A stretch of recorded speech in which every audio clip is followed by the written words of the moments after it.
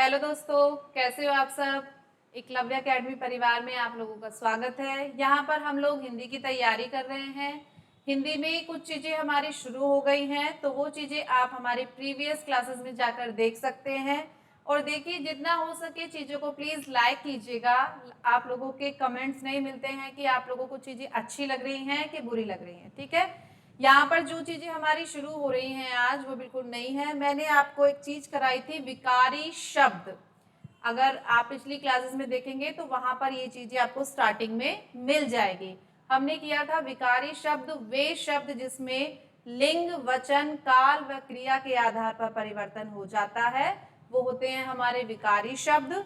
और विकारी शब्द के अंदर हमारे 4 भेद आते हैं, जिसमें पहला भेद है संज्ञा, दूसरा है सर्वनाम, विशेषण और क्रिया। संज्ञा और सर्वनाम हमारा हो चुका है। आज हमारा विकारी शब्द के अंदर तीसरा टॉपिक है, जिसका नाम है विशेषण। ठीक है, तो आज का जो हमारा टॉपिक है वो है विशेषण। इसी को आगे हम कंटिन्यू करेंगे। और देखियो, देखना, एक बार फिर से मैं आप लोगों से कह रही हूँ कि जितना हो सके प्लीज चीजों को लाइक कीजिए, शेयर कीजिए। ठीक है, तो यहाँ पर अपना टॉपिक स्टार्ट कर रहे हैं। टॉपिक का नाम है विशेषण। विशेषण की परिभाषा होती है जहां पर किसी भी व्यक्ति, वस्तु या स्थान आदि की विशेषता बताई जाती है, वो चीज क्या कहलाती है? विशेषण कहलाती है। ठीक है, किसी भी व्यक्ति की, वस्तु की या स्थान की अगर विशेषता बता दी जाए तो वो क्या हो जाता है? विशेषण। विशेषण के 2 पद या फिर 2 अंग होते हैं, जिसमें पहला होता है विशेष्य और दूसरा होता है विशेषण। एक होता है विशेष्य और दूसरा होता है विशेषण। ठीक है, विशेष्य क्या होता है और विशेषण क्या होता है? तो देखिए, कोई भी वाक्य अगर हम लिखते हैं तो उसमें हमारा कोई ना कोई कर्ता जरूर होता है, कार्य को करने वाला। ठीक है, अगर मैं कह दूं कि सीता अच्छी छात्रा है। ठीक है, हमने किसे अच्छा कहा है? सीता को। वाक्य के अंदर किसकी बात की जा रही है? सीता की। ठीक है, तो जिसकी बात कही जाए वो क्या होता है? विशेष्य। जिसके बारे में बात कही जाती है वो विशेष्य कहलाता है। और कर्ता के बारे में जो विशेषता कही जाती है वो क्या होता है? वो होता है विशेषण। जो विशेषता बताई जाए वो कहलाता है विशेषण, और जिसके बारे में विशेषता बताई जाए यानी कि हमारा कर्ता, वो क्या कहलाता है? विशेष्य। ठीक है, ये हो जाते हैं हमारे विशेषण के 2 पद। अच्छा, एक चीज इसमें और हो जाती है कि प्रविशेषण क्या होता है। देखो, ये पद में केवल 2 ही चीज आते हैं, विशेषण और विशेष्य। ठीक है, इससे अलग तीसरी एक चीज होती है प्रविशेषण। प्रविशेषण क्या होता है? जहां पर विशेषण की भी विशेषता बता दी जाती है, वो क्या कहलाता है? प्रविशेषण कहलाता है, जहां पर विशेषण की भी विशेषता बता दी जाए। ठीक है, हमने कहा सीता अच्छी छात्रा है। अगर मैं यहाँ पर लिख दूं कि सीता बहुत अच्छी छात्रा है, तो यहाँ पर जो ये बहुत शब्द है, ठीक है, ये बहुत शब्द जो है ये क्या हो जाएगा हमारा? ये हो जाएगा प्रविशेषण, जो विशेषण की भी विशेषता बता देते हैं। कंफर्म हुआ? विशेषण जिसकी जो जो जिस भी चीज की, वस्तु की, स्थान की, जो भी चीज है अगर उसकी विशेषता बताई दी जाए तो वो कहलाता है विशेषण। विशेषण के हो जाते हैं 2 पद, विशेष्य और विशेषण। जिसकी बात कही जाती है वो कहलाता है विशेष्य, और जो विशेषता बताई जाती है वो कहलाता है विशेषण, और विशेषण की भी जब विशेषता बता दी जाए तो वो कहलाता है प्रविशेषण। ठीक है, इतना कंफर्म हुआ। फिर इसके बाद नेक्स्ट आता है हमारा विशेषण के भेद। विशेषण के भेद कितने होते हैं? तो देखिए, विशेषण के भेद होते हैं 4। पहला है सार्वनामिक विशेषण, दूसरा हो जाता है गुणवाचक विशेषण, तीसरा हो जाता है संख्यावाचक, और चौथा हो जाता है परिमाणवाचक विशेषण। विशेषण के 4 भेद। सबसे पहले आ जाता है हमारा सार्वनामिक विशेषण। तो सार्वनामिक विशेषण क्या होता है? जहां पर सर्वनाम के शब्द संज्ञा से पहले आ जाएं, वही होता है हमारा सार्वनामिक विशेषण। तो देखिए कैसे आ जाते हैं इसमें संज्ञा के शब्द सर्वनाम से पहले।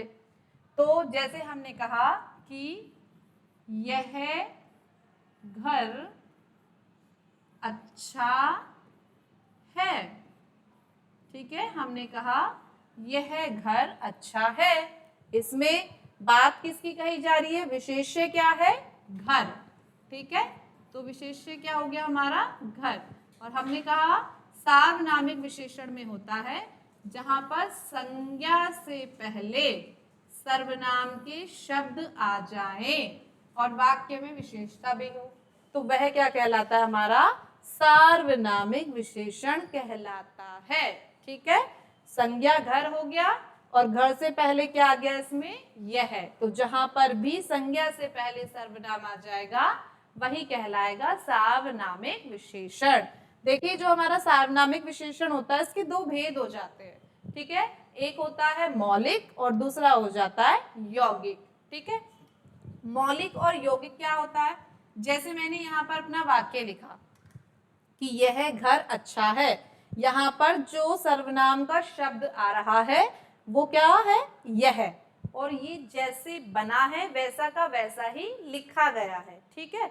लेकिन अगर मैं इसे कुछ ऐसे लिख दूं कि ऐसा घर अच्छा नहीं होता या ऐसा घर अच्छा होता है, हमने अपने वाक्य को कुछ ऐसे लिख दिया, ऐसा घर अच्छा होता है। तो यहाँ पर जो ये यह शब्द है, यह की जगह पर क्या आ गया? ऐसा। वह की जगह पर क्या आ जाए? वैसा। तो जब शब्द हमारे बदलते नहीं हैं, अपने वास्तविक रूप में रहें, बदले नहीं, तो वो क्या होता है हमारा?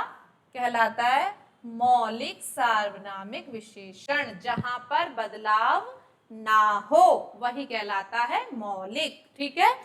और दूसरा है यौगिक। अब हमने यह का क्या कर दिया?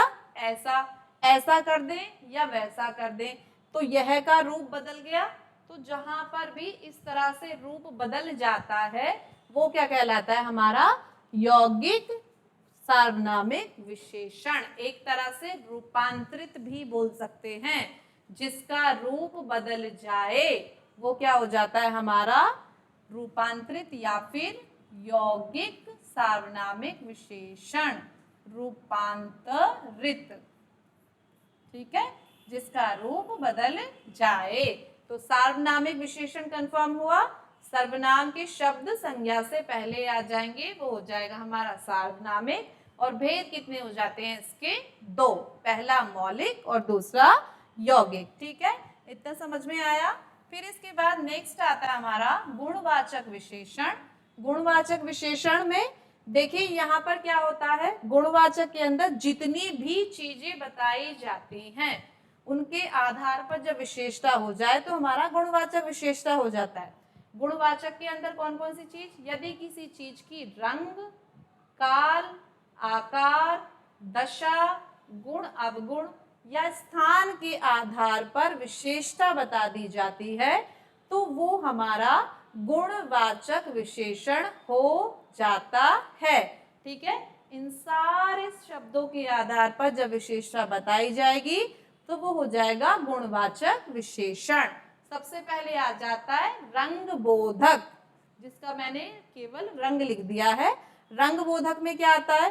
देखिए रंग बोधक में हमारे रंग आ जाते हैं, जैसे हमने कह दिया काला, सफेद, नीला, पीला, ये सारे रंग आ गए।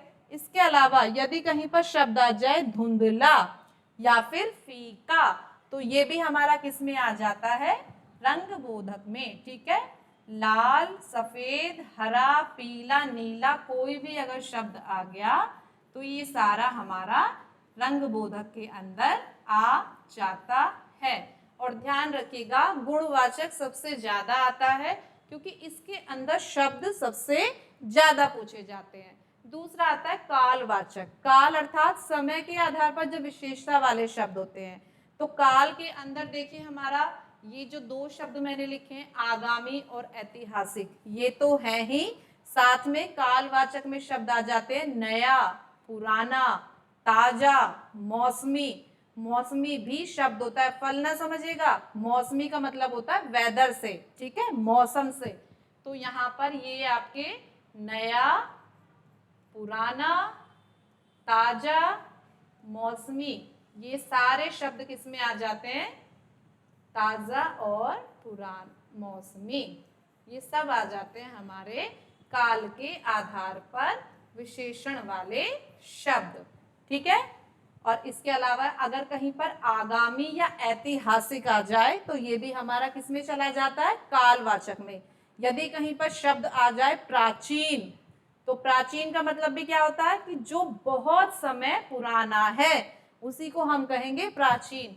तो प्राचीन भी किस में आ जाता है? काल बोधक के अंदर, ठीक है।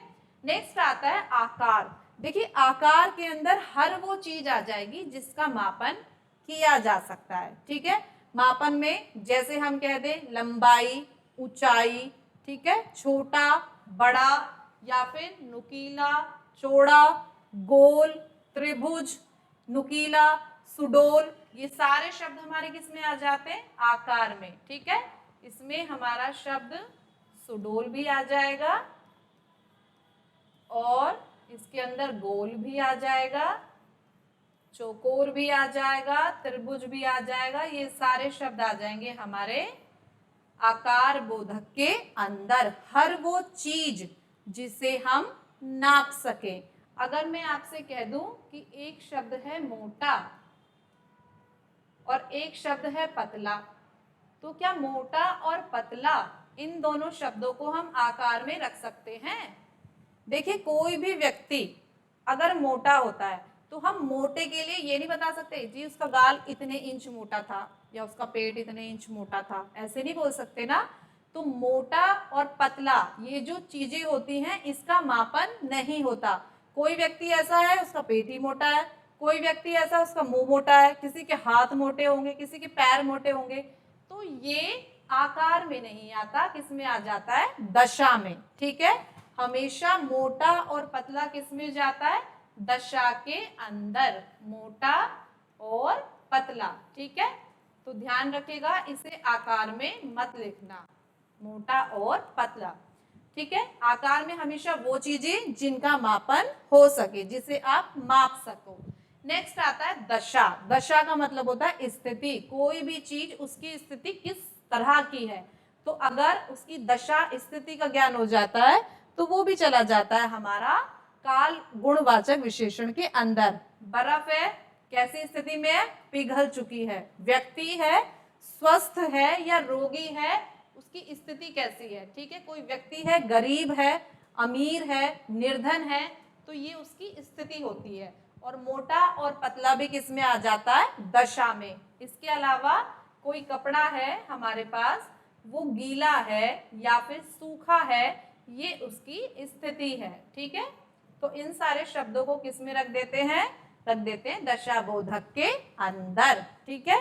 फिर इसके बाद नेक्स्ट आ जाता है गुण और अवगुण। तो देखिए गुण और अवगुण के अंदर बहुत सारी चीजें आ जाती हैं, जैसे किसी का अच्छा होना, बुरा होना, दयालु या फिर कपटी, दुष्ट, दुरात्मा, महान, महात्मा, ये सारे शब्द हमारे किस में आ जाते हैं? गुण अवगुण के अंदर। या किसी का सीधा होना, किसी का कहते हैं ना किसने मुझे खरी खोटी सुनाई, तो जो ये खोटी शब्द है ये कैसा होता है? गुण अवगुण के अंदर, एक तरह का अवगुण, ठीक है। तो ये सारे शब्द हमारा किस में आ जाते हैं? गुण या अवगुण के अंदर। किसी का सरल होना या सीधा होना, ये भी चला जाता है हमारा गुण अवगुण के अंदर। सरल या फिर सज्जन या फिर दुष्ट, दुरात्मा, ये सारी चीजें हमारी गुण अवगुण के अंदर। नेक्स्ट आ जाता है हमारा स्थान बोधक। वे शब्द जो स्थान के आधार पर विशेषता बता देते हैं वो हो जाते हैं गुणवाचक के अंदर। स्थान में जैसे हमने कह दिया यह हमारा दायां हाथ है, या बायां हाथ है, ये पूर्व दिशा है, पश्चिम है, यह स्थान भीतरी है, बाहरी है, अंदर है, बाहर है। तो ये सारे शब्द क्या दर्शाते हैं? स्थान के बारे में दर्शाते हैं। देखिए, दायां या बायां, या फिर बाहरी, भीतरी, अंदर, बाहर, ये सारे। या फिर हम कह दें कि यह भारतीय है, यह विदेशी है, राजस्थानी है, मद्रासी है, गुजराती है। अगर हम इस तरह से डिवीजन कर रहे हैं, उसे भागों में बांट रहे हैं, तो किस आधार पर? उसके क्षेत्र के आधार पर, उसके स्थान के आधार पर। जो लोग गुजरात के अंदर रहते हैं, हम उन्हें गुजराती कहते हैं। महाराष्ट्र के अंदर रहते हैं, उन्हें मराठी कहते हैं। ठीक है, जो यूपी के अंदर रहते हैं, उन्हें यूपी वाले कहते हैं, है ना। तो ऐसे ही अगर इस तरह से शब्द आ जाएं कि भारतीय, विदेशी, रूसी, जापानी, अमेरिकी, राजस्थानी, गढ़वाली, अगर कोई भी शब्द आ जाता है तो वो हमारा स्थानवाचक के अंदर आ जाता है। ठीक है, तो ये हो गया हमारा गुणवाचक विशेषण, जहां पर इन सारे शब्दों के आधार पर विशेषता बता दी जाती है, वो कहलाता है गुणवाचक विशेषण। कंफर्म है? इसके बाद नेक्स्ट आता है हमारा संख्यावाचक। संख्यावाचक में क्या होता है? जहां पर संख्याओं के क्रम के बारे में बताया जाता है। ठीक है, जहां पर संख्या के क्रम के आधार पर विशेषता बताई जाती है, वो हो जाता है हमारा संख्यावाचक विशेषण। और संख्यावाचक विशेषण के हो जाते हैं दो भाग। एक हो जाता है हमारा निश्चित और एक हो जाता है अनिश्चित। निश्चित में क्या होता है? जहां पर चीजें निश्चित हो और गिनती में हो, वही होता है हमारा निश्चित संख्यावाचक विशेषण। ठीक है, और जहां पर चीजें निश्चित नहीं होती, वो क्या कहलाता है? हमारा अनिश्चित संख्यावाचक विशेषण। तो देखिए, निश्चित में कौन कौन से आ जाते हैं? तो निश्चित में पहला आ जाता है गणना बोधक, दूसरा आवृत्ति, क्रमवाचक, समुदाय, प्रत्येकवाचक, और लास्ट है समुच्चयवाचक। ठीक है, गणनावाचक जो है, तो देखिए गणनावाचक के भी हो जाते हैं दो भाग। जो ये हमारा गणनावाचक है, इसके दो भाग हो जाते हैं। एक होता है पूर्णांक और एक हो जाता है अपूर्णांक। ठीक है, अपूर्णांक। अपूर्णांक में क्या आ जाता है? देखिए, पूर्णांक में तो वे शब्द आ जाएंगे जो अपनी स्थिति के बारे में पूरा बताए। हमारे पास रोटी है तो कितनी है? एक है, दो है, तीन है, चार है, पांच है, कितनी है? ठीक है, तो पूर्णांक में वे शब्द आ जाते हैं एक, दो, तीन, चार, पांच, छह, जो पूर्णता का बोध कराते हैं। अपूर्णांक में क्या हो जाते हैं? अपूर्णांक में वे शब्द आ जाते हैं जो पूर्णता का बोध नहीं कराते। अर्थात आपके पास कितनी रोटी है? आधी है, सवा है, पौने है। ठीक है, तो ये सारे शब्द किस में आ जाते हैं? अपूर्णांक में। कितना? आधा या फिर सवा या फिर पौना। ठीक है, जैसे पूछ लिया जाए कितना बजा है? पौने दो, पौने तीन, कंप्लीट नहीं है, पूर्णता का बोधक नहीं होता, यानी कि उसमें इतने की कमी है, वही होता है हमारा अपूर्णांक निश्चित संख्यावाचक विशेषण। दूसरा आता है आवृत्ति बोधक। आवृत्ति का मतलब जहां पर चीजें आवृत्ति में होती हैं या शब्दों के पीछे क्या लगा दिया जाता है? गुना शब्द लगा दिया जाता है, वही कहलाते हैं आवृत्ति बोधक। और इसमें शब्द आते हैं दो गुना, तिगुना, सौ गुना, 10 गुना, है ना। तो जितने भी शब्द होंगे उनमें क्या शब्द लगा दिया जाएगा? गुना। क्या जोड़ दिया जाता है? गुना शब्द जोड़ दिया जाता है, तो वो कहलाता है हमारा आवृत्ति बोधक। तीसरा आता है क्रमवाचक। क्रमवाचक जहां पर शब्दों को क्रम के आधार पर लगाया जाता है। आप अपने स्कूल में, विद्यालय में राशन लेने के लिए, एप्लीकेशन फॉर्म जमा करने के लिए हमेशा कैसे खड़े होते हो? पंक्ति में, एक के बाद एक। तो उसमें वो कहता है कि पहले नंबर वाले आओ या थर्ड नंबर वाले आओ, तो उसमें पहला, दूसरा, तीसरा या कक्षा में कौन सा स्थान प्राप्त किया है? प्रथम, द्वितीय, तृतीय। जहां पर इस तरह से क्रम की बात की जाती है, वही होता है क्रमवाचक। ठीक है। नेक्स्ट आता है हमारा समुदायवाचक। समुदाय में जहां पर चीजें समुदाय अर्थात ग्रुप में कही जाती है। जैसे आप लोगों को कैसे आना है, जोड़े में आना है, दो दो आइएगा, चार चार आएगा, चारों आओ, दसों आओ, या फिर मतलब जितनी भी चीजें समुदाय में होंगी, ग्रुप में होंगी, ठीक है। और उनके लिए कुछ शब्द ऐसे जोड़ दें, दोनों, चारों, पांचों, छओ, आठों या फिर दसों। अगर ऐसे इस तरह से शब्दों का प्रयोग हो रहा है तो वो हो जाएंगे हमारे समुदायवाचक के अंदर। नेक्स्ट आता है प्रत्येकवाचक। प्रत्येकवाचक में होता है जहां पर कोई भी बात हर एक के लिए, एक एक व्यक्ति के लिए कही जाए, एक एक सामान के लिए कही जाए, एक एक वस्तु के लिए कही जाए, तो वही होता है प्रत्येकवाचक। जैसे कहा जाए, कक्षा में अध्यापिका ने एक एक बच्चे से प्रश्न किया, या सभी बच्चों ने एक एक पेंसिल को उठा लिया, या हर एक बच्चे ने कार्य करके दिखाया। अगर इस तरह से शब्द आते हैं तो वो हो जाता है हमारा प्रत्येकवाचक, ठीक है। एक एक या हर एक या फिर प्रत्येक, ऐसे शब्दों का इसमें इस्तेमाल होता है, ठीक है, प्रत्येकवाचक के अंदर।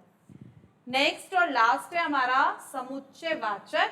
समुच्चयवाचक में क्या होता है, जहां पर हमारे शब्दों को समाहित करके, एकत्रित करके, इकट्ठा करके कुछ इस तरह से पेयर में बताया जाता है कि जैसे हमारा शब्द होगा दहाई में, अधिकतर हम शब्दों नंबर्स की कैलकुलेशन करते हैं, प्लस माइनस करते हैं, तो वहां पर आता है ना इकाई, दहाई, या फिर पंजा की हाथ का पंजा बहुत मजबूत है, या पंजा हाथ पे मुंह पे छप गया, या शब्द आ गया जोड़ा, या बत्तीसी, सैकड़ा, दर्जन, सतसई।